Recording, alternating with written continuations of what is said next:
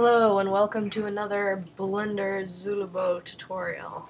Today I will be teaching you how to design and 3D print this Möbius strip. So a Möbius strip is a very interesting shape because of the way it only has one face. So if you want, you can do research on Möbius strips, but I'm not going to waste time on that. So let's get started. Boop. So here's our new scene in Blender. We're going to actually start with the default cube, but we do want to delete the camera and the lamp because we are not going to need those because we're 3D printing, which only uses the objects themselves. So scale this down on the Z-axis, tab into edit mode, and Control R, add 2 loop cuts. Oh, in the middle. Right click to get them in the middle. 2 loop cuts this way also. Now take the face select tool and select these 3 faces and the same ones on the other side. So we've got this whole face loop selected except for this one and that one. And then X, delete faces. So now you can see this is looking a little bit like one of the links in our Möbius strip, but it does have these holes in it. So just select these 4 vertices and press F. Like these ones, press F. This one's also. Then, to save time, let's add another loop cut in the middle. Then go into top view and orthographic view. And which side of the side we added faces on? This one. So, orthographic view, Z for wireframe view, then deselect all, and B, and box select all of the ones on the side that we haven't made faces on. So now we have this solid shape, but it's missing the other side. So go into the modifiers panel and add a mirror modifier and set the axis to Y instead of X. So now I've got this nice H. And if we make more H's, it'll look like a ladder, which is exactly what we want our Möbius strip to look like. So that's good. Next, we actually want to delete these faces because we don't want weird faces inside our ladder. So as you can see, when these link together in a row, it doesn't matter if there are faces here or not. It's like it's in a tunnel. In fact, you can make a really cool tunnel scene with this shape. So next, I do think this looks a little bit too thick for what we want. So I would just go in and take these. We'd actually need this entire edge loop, I think. So select all of these. And what the heck, let's add another mirror modifier right here and get rid of this side. And then check X also. So now we've got this really simple piece of mesh, but it's duplicating itself to create the other sides. So I'd like it a little bit less thick. So I'm just going to take this and I'm going to move it that way. And take these 6, and move them this way. And then take the whole thing and scale it on the Z-axis. Now there's a handy trick. If you're doing a lot of scaling out of edit mode, sometimes if you go into the object scale, you see that you got this Z, the scale is 0.248.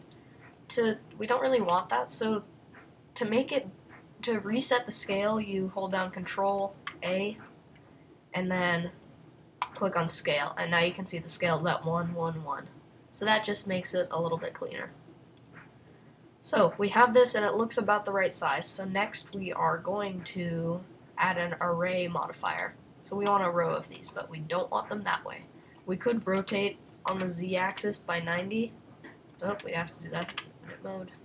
But we could also just, on the offset here, this is X, and X goes this way. We want X offset to be 0. We want it to be in line on the X axis, but we want it to be 1 object length on the Y axis. So you can see we get this. So now just to, as I said, clean things up a bit, let's make the origin be right there. So let's just grab this, grab Y1. I just forgot, we still have the mirror modifier. Apply the mirror modifier, because we're done with that. And now take this whole thing, grab Y1. Now the origin is there. And then G, and then Y. And hold Control to snap it to these, and then click right there. So now we've got it at the edge there. Just set the count up until it reaches all the way across our grid. So now we have this nice ladder shape that is perfectly as long as our grid, and if these two edges, the two sides connected in a circle, it would look like a perfect circle, because these are twice as thick as these ones, so this plus this would look normal, which is what we want, obviously. So after the array, add a subdivision surface modifier to give it the smooth look that we want. And now we're going to actually map it to the shape of a Möbius strip. So if we bring up the UV image editor again with our image of this, you can see it is almost just like a ring, except it has a twist in it right here. So these parts right here connect normally, but there's a twist right here. So we want to twist this around. One way to do that would be to apply the array modifier and use the proportional editing. I don't even know what that's called. Use the proportional editing to twist this end by, oh, and I forgot to say, there's one half twist in this, so it's been twisted by 180 degrees during the course of this. You can see this is the front, then it's the back, then it's the front again.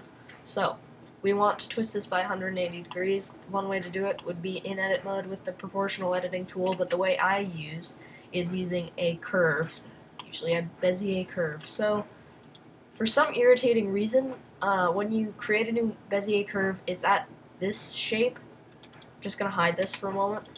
It's in this shape and not a straight line, so you have to go in every single time and rotate Z negative 45 degrees. So you can just press RZ minus 45. Do that, and then out of edit mode, Alt H to unhide that if you've hit it, which you probably haven't. Then RZ 90, and then S for scale 8. Scale it up 8 times, and you can see it. It is the same size as our ladder shape.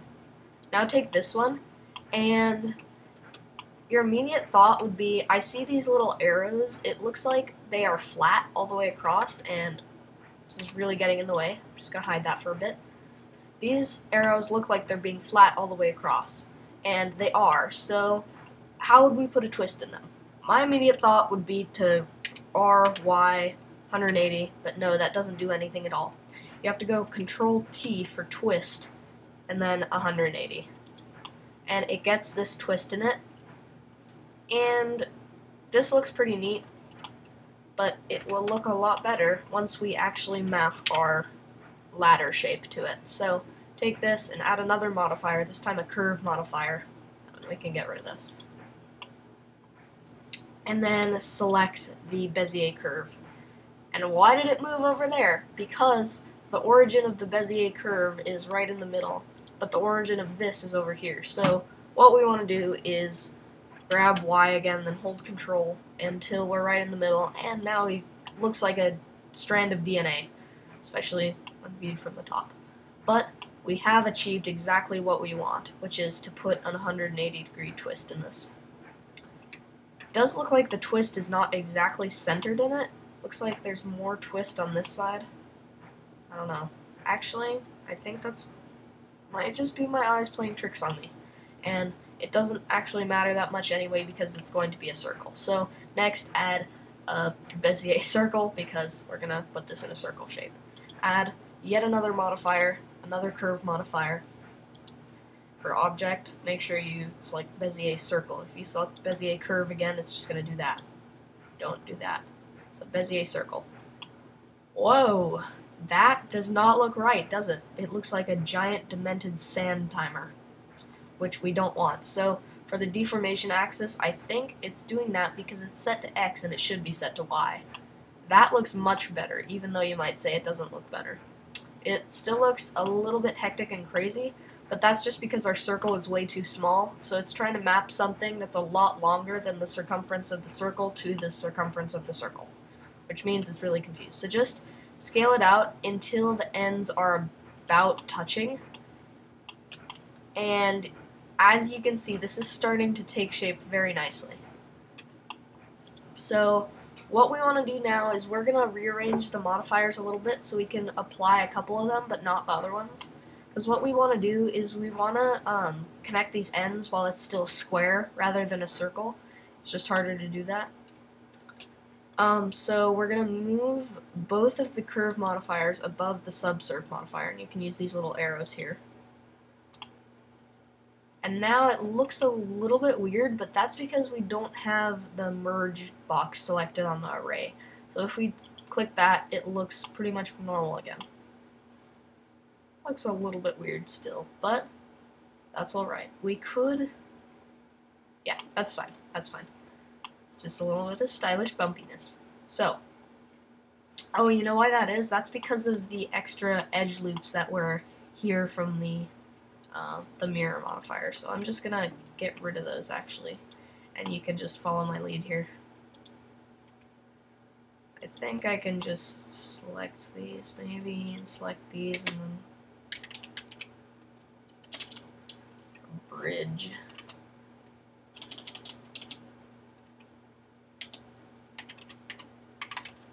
Bridge edge loops, and nope, that didn't work at all. So I'm just gonna do this a little bit manually. Oh, and these ones also need to go. So, oop. Don't you love manual blending? Blendering. Face. And I'm using F to create faces.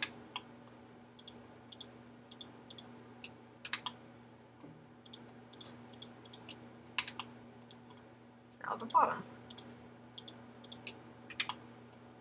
This is so much fun. I love this. I guess I thought I was saving time originally, but I'm just making this take longer now. Okay, so, as you can see, it's gotten rid of the weird little bits. So, now we want to apply the array, the curve, and the other curve, but not the subsurf. So, apply, apply, apply. Now we've got, if you turn this off, you can see we've got a square Möbius strip, which looks like our original square ladder, because it is. So, turn this back on, make sure you don't apply it yet. Now go into edit mode, select this, shift select this, then space, bridge edge loops. I don't think there's a keyboard shortcut for this, but if there is, let me know, because that would be helpful. So now they're bridged, and it makes this little, like, we don't want this extra face loop in here, but it's not causing all that much harm. You can see this little ripple, but it's not really a big deal. If you wanted, you could go and bridge these two edge loops. I'll show you what that would be like. Delete those. Space, bridge edge loops, and that would be a lot nicer, but it doesn't actually matter all that much. Since we're 3D printing, and we're going to 3D print this pretty small, because otherwise it would be very expensive, we don't care about fine details, like that little tiny bump right there. It will not be noticeable at all. So now that we've created this, we can delete our two curves. They're just going to get in the way. And if we go into the Scene tab and we set the units to be metric, we can see, press N, scroll up, it tells you the dimensions of our object. So it's 6 meters by 6 meters by 1 meter, almost 2 meters, which is really big and way too big for 3D printing. So these squares are actually meters. So if there was a person here, that person would be about this big. That's the height of a person. So unless we want to make a huge Möbius strip, we're not gonna do that. So just scale it down, and you can look at the dimensions here to see when is a good size to stop. That other one was about 3 or 4 or 5 centimeters across. So you can go anywhere in there. It depends on how much money you want to spend on this, and and how big you want it to be. The one that I made was about the size of a pendant. So, also, you want to go into orthographic view and make sure these are the millimeters, and the minimum thickness for a print on Shapeways in plastic is 1 millimeter. So we want to keep this above the thickness above 1 millimeter, which seems to be no problem at the moment. So this looks like about a good size. You can scroll out until the centimeters are about centimeter sized, and you can scale it up and down to determine how big you want it. I'll put mine about this big. Now you zoom in close, and you can see we still don't have the subsurf applied, and that is what we want. We don't want it applied yet. So zoom in on one of these ones that's pretty much running parallel to these lines. One of these links on the chain. Not the chain, it's on the Möbius strip.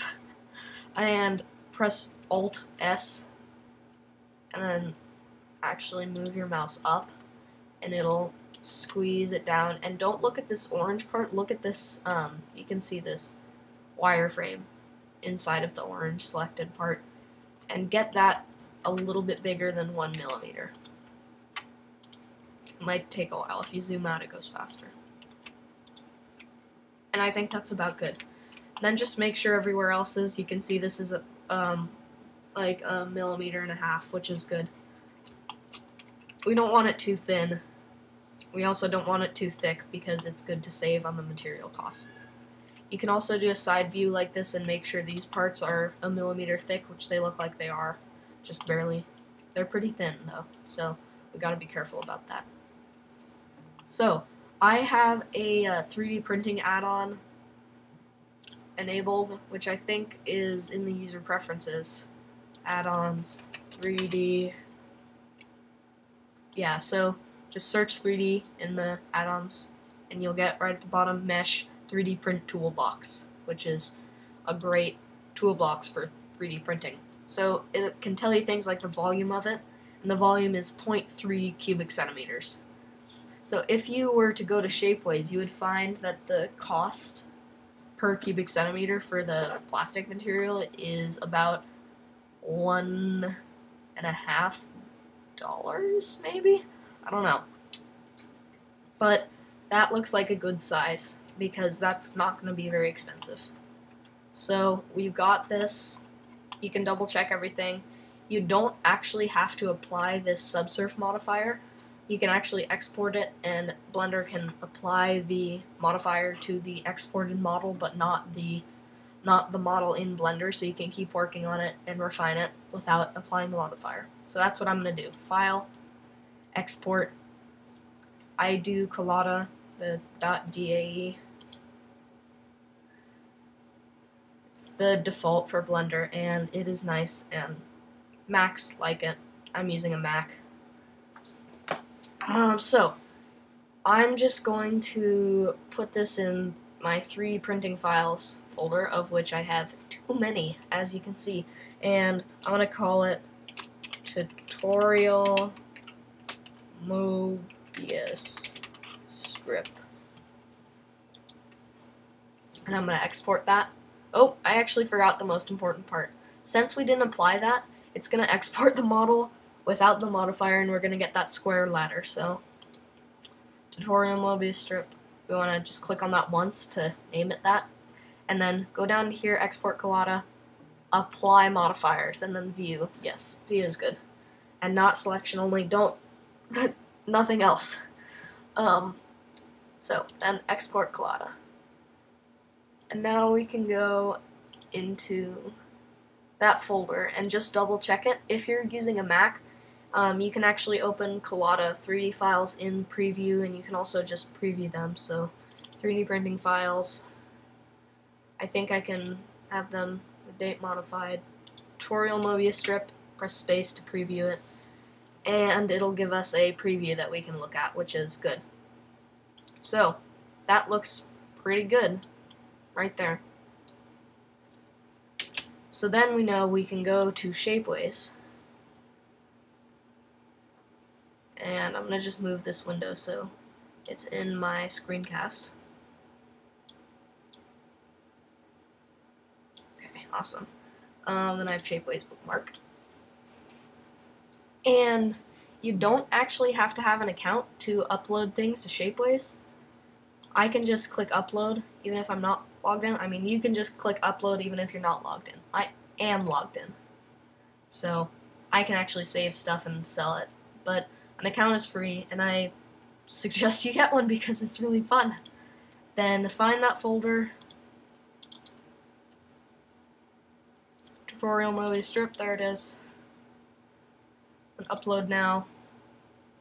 And then it uploads, and what it does is it runs a bunch of checks on your model to make sure it is 3D printable. And it fixes some minor problems, like if you have a hole in the mesh of your model, it'll fill in that hole, which is really nice. And you can see it also says automated wall thickness check. What does that mean? That means that it's checking to see if the walls are thick enough to print without breaking. So you can see it's checked for a lot of these materials, but we'll get down to ceramics. Ceramics needs to be thicker because clay is brittle, and you can view the thin walls on this. Let's see, I think it'll probably be everything. It is, so if it's not too thin, it's green, and if it is too thin, it's yellow, so that looks like the entire thing is too thin, which would make sense because it needs to be 3 millimeters thick, and we have ours at 1 millimeter thick, which is plenty thick for this, but we need it thicker if we're going to print it in ceramics.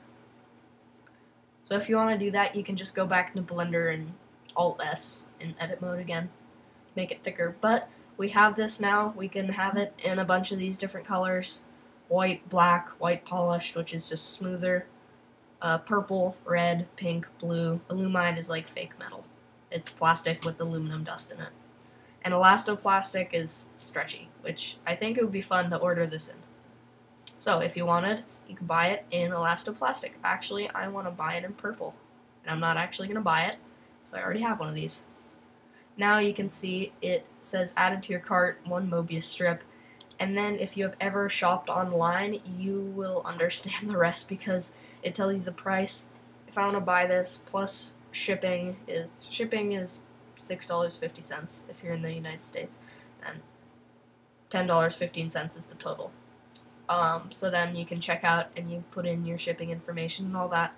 You can also, I was just going to say something and I forgot what it was. Yeah, I don't remember at all. I'm sorry. Well, that is how to get your model from Blender to Shapeways. So I hope you've learned some good stuff about modeling Möbius strips, and you don't have to do the latter. You can use that curves strategy on any model at all to make it into a Möbius strip as long as it's kind of flat. And then you've also learned how to upload and buy stuff from Shapeways. So I hope you have learned a lot and that you like